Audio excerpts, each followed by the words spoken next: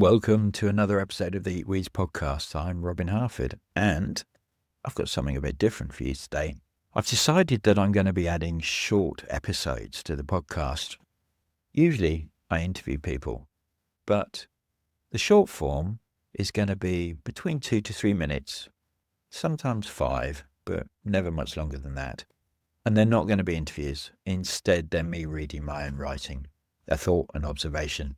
Something that's been sitting with me that I feel is important to communicate to you. And something different here, rather than you just being a passive listener. Nothing wrong with that. I mean, that's what a podcast is, isn't it? It's like radio. We sit there and listen. But I'm going to try and encourage you to do something. So I'm going to ask you to do things. Little practices. Maybe a way of looking at landscape and plants, because I want you out there actually engaging with plants and the landscape, where you are, where you find your feet, and hopefully it'll be a bit of fun for you.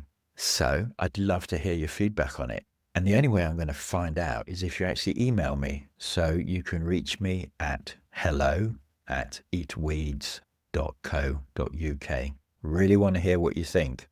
With that said and done, let's start. Here's the thing about Rumex acetosa, common sorrel.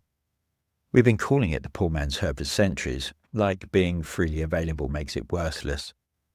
But this common wayside plant growing in meadows and roadside verges contains more nutrition than half the expensive greens in your supermarket.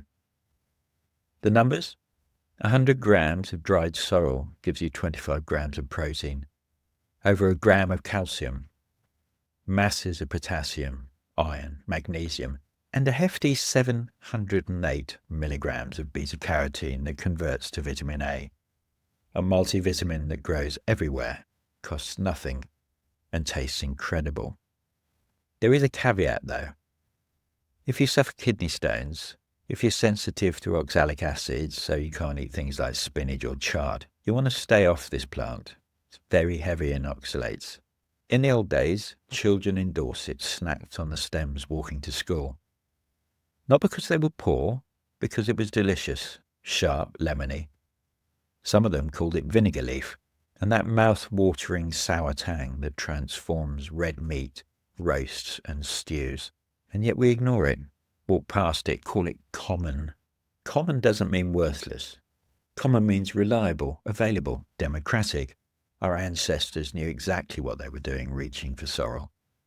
Herbalists used it for fevers and skin conditions, wounds, inflammation. They called it cooling because it worked. Practical folk sold sorrel salt as salts of lemons to bleach straw and remove rust marks. One plant, multiple uses. Nothing wasted. So why spend money on imported superfoods when sorrel grows outside your door? The real poverty? Walking past free nutrition because we only value what comes in packaging.